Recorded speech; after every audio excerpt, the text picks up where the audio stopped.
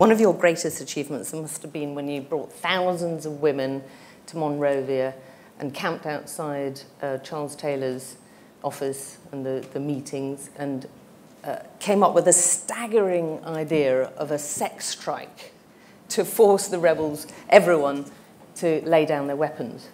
How on earth did you come up with that idea? Did it work? What was the effect?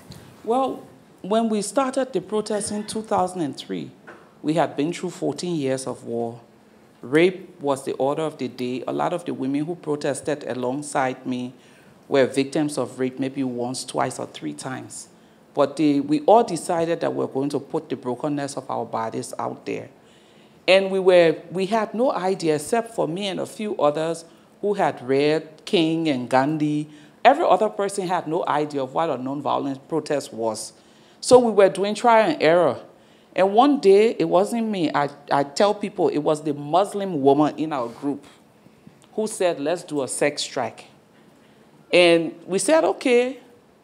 In Monrovia, we failed miserably because people were coming back and saying, well, whilst our husbands support us, if we add this bit to it, we won't be coming here.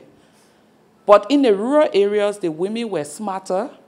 They took their husbands to the churches and the mosques and told them, we want to fast. And there's a scripture in the Bible and in the Quran that says you have to abstain from the pleasures of the world if you need God to intervene. So the men agreed. So they did not have a fight. But for us in Monrovia, I would say we failed on that end, but we succeeded on one end. And you talk about the power of the internet. But the power of the media for us, when we decided sex strike, every local radio station carried it. They had ignored us before because you know what is sex is, what sells. So sex, obviously, everyone wanted to see who were these pathetic-looking women daring to deny their husband's sex.